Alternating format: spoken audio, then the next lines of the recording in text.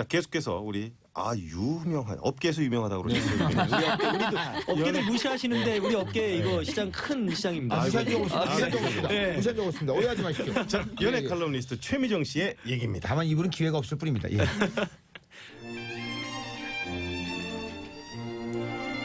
몇 년 전 일입니다.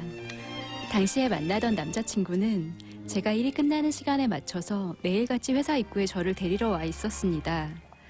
그러던 어느 날 칼퇴근을 하고 회사 입구에 나와 보니 남자친구가 없는 것이었습니다. 저는 당장 전화를 걸었습니다. 어디야? 가는 중이야. 친구랑 당구한 게임 치다가 좀 늦었어. 그 순간 울컥 화가 치밀어 올랐습니다. 나 몇 시에 끝나는지 뻔히 알면서 지금까지 당구를 치고 있어? 참 지금 돌이켜 생각해보니 기껏 데리러 와주는 사람한테 왜 그리 화를 냈던지 미안한 마음이 앞서지만 그때에는 그런 걸 몰랐습니다.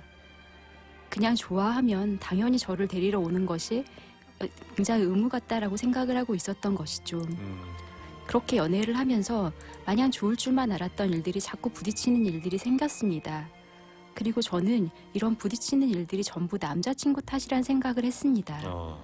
그러니까 남자친구와 제가 운명의 짝이 아니라서 잘 안 맞는 사람이라서 이렇게 티격태격하는 게 아닌가 하는 의심이 들었습니다. 어느 날은 급기야 남자친구와 말다툼을 하다 이런 말을 했습니다. 나도 나랑 잘 맞는 남자 만나고 싶어. 너랑은 좀 동갑이라 잘 안 맞는 것 같아. 네가 너무 이기적이어서 좀 맞춰줄 못하는 것 같아.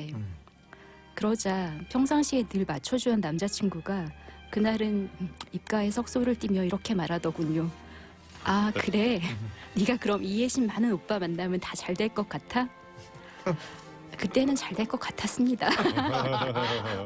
그때는 저는 주위에서 늘 해주는 말들이 있었으니까요. 너는 참 착하고 좋은 아이니까 뭐 좋은 남자 만날 거다. 너를 만난 게 행운일 거다. 뭐 이런 식으로 띄워주는 말들에 저는 정말로 저에겐 아무 문제가 없고 더 좋은 남자만 만나면 더 잘 맞는 사람만 만나면 문제없이 연애를 할 수 있을 거라고 생각을 했습니다. 결국 저는 그 사람과는 헤어졌고 그 뒤에 제 차로 출퇴근을 하게 되었습니다. 그런데 같은 방향에 사는 동료 하나가 어느 순간부터 제 차를 당연한 듯이 이용을 하고 있었습니다. 퇴근이 조금이라도 늦어지면 저희 집에서 30분도 더 걸리는 그 친구의 집까지 바래다 줘야 했습니다. 늦은 시간에 끝나서 피곤한 건 똑같음에도 친구의 논리는 이랬습니다. 원래 차 있는 사람이 다 데려다 주는 거야. 그리고 여자니까 무섭다면서. 저도 여자인데 집까지 데려다 달라고 하는 그런 너무나 당당한 친구의 모습에 화도 나고 어이가 없어서 속만 끓이고 있었는데 그제서야 예전 남자친구 생각이 났습니다. 남자니까 당연히 해줘야 한다.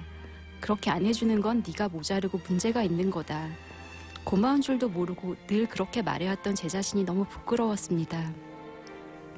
그 사람은 남자란 이유로 화도 못 내고 얼마나 속이 상했을까요? 그 후로 몇 번의 연애를 거치면서 저는 많은 걸 깨달았습니다. 연애라는 게 그냥 물 흐르는 듯이 둔다고 되는 게 아니란 걸 말이죠. 우리는 흔히 연애는 마치 운명 같은 것이라고 여깁니다. 대학에 가기 위해서 공부를 해야 하고 취업을 하기 위해서 체 준비를 많이 해야 하고 또 직장 생활을 잘하려고 처세술 책도 있지만 연애만큼은 굳이 공부하거나 배울 필요가 없이 저절로 운명적인 상대만 만나면 다 되는 거라고 이야기를 합니다. 하지만 지금에 와서 돌이켜보면 연애야말로 공부가 가장 필요한 부분이 아닌가 싶습니다. 여자들은 이해 못하는 남자들의 본능은 어떤 것들이 있는지 또는 반대로 여자가 남자들한테 진짜로 바라는 것은 무엇인지 이런 것들을 조금씩 연구하다 보니 어느새 저는 연애 칼럼니스트가 되어 있었습니다. 그리고 지금 와서 많은 분들이 묻습니다. 너는 얼마나 연애를 잘하고 있는지. 그럴 때 여전히 잘은 모릅니다. 이럴 때 어떻게 해야 되라는 거에 정답은 알 수 없지만 적어도 조금은 더 행복해졌다라는 것은 말씀드릴 수 있게 되었습니다. 이제부터라도 멋진 연애를 위해서 조금 더 공부해 보시면 어떨까요? 와우. 예. 자, 아주 살아있는 얘기입니다. 본인의 경험담을 포함해서. 근데 저 사실 우리나라에는 남자는 이래야 되고 여자는 이래야 된다. 연인 관계에서도 이런 불문율이 참 많지 않습니까? 아, 너무 많죠. 네. 그 대표적인 게 어떤 게 있을까요? 대표적인 게 뭐 첫 번째로 전 데이트 비용과 아, 맞아요. 네, 네, 맞아요. 남자분들한테 강요되는 매너가 많이 있죠. 맞습니다. 아, 표현 좋습니다. 강요되는 매너. 잘한다. 아, 잘한다. 이게 좀 그런 게 뭐냐면 네. 그 이게 남성분들이 듣고 막 열광하고 환호할 수는 있지만 네. 이게 오래 가지 않아요, 사실. 아. 예, 이게 남자와 여자의 어떤 역전도 권력구도는 네. 시간이 지나면 초반에는 남자들이 더 많은 시간과 돈을 쓰지만 저도 네. 연애할 땐 제 와이프를 그렇게 따라다녔지만 음. 지금 결혼해서 이제 좀 시간이 지나고 보니까 이제는 집에서의 권력이 달라지기 시작합니다. 아, 예. 뭔가 근데 좀- 최미정 씨 그러면은 네. 지금 중요한 건 이제 최미정 씨의 자신의 그 경험담이었는데 지금 사귀는 남자친구하고는 이런 것들을 다 포함해서 이런 이론을 다 적용해서 네. 예전보다 훨씬 나아졌습니까? 많이 나아졌죠. 네. 네. 그럼 어떻게 나아졌습니까? 가장 나아진 게 우선은 이제 뭐 남자분들이 사실은 이렇게 묻어두고 말을 안 하시는 게 되게 많더라고요. 그렇죠. 예. 근데 여자들은 말을 안 하면 몰라요.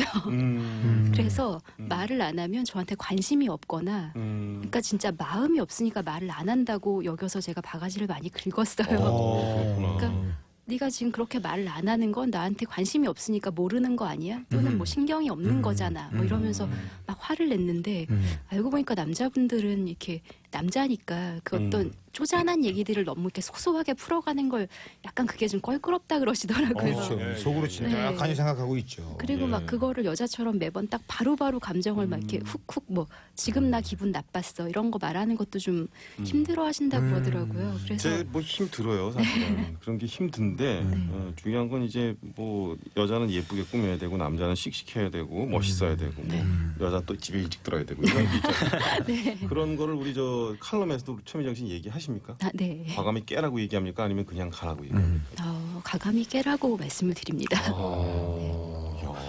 그럼 남자가 집에 일찍 들어가야 됩니까? 아, 그런 건 아닌데요. 네. 그냥 남녀가 서로 간에 집에 들어갈 시간을 터치하지 않으면 가장 편안합니다. 그렇죠. 서로 일종의 간섭을 하지 않으면. 네. 그러니까 왜 가장 많이 싸움이 날 때가 기준이 서로 다를 때가 가장 그렇죠. 싸움이 많이 나더라고요. 네네. 나는 이 시간까지 있어도 되는데 너는 안 돼. 또는 나는 뭐 남자친구랑 밥 한 끼 먹어도 되는데 너는 다른 여자친구랑 밥을 먹으면 안 돼. 네. 술도 따라줘도 안 되고. 네, 술도 안 되고요. 이제 그럴 때는 이제 서로 마음이 상하는데 그럼 그런 내가 경우 하고 싶으면 어떻게 똑같이. 네.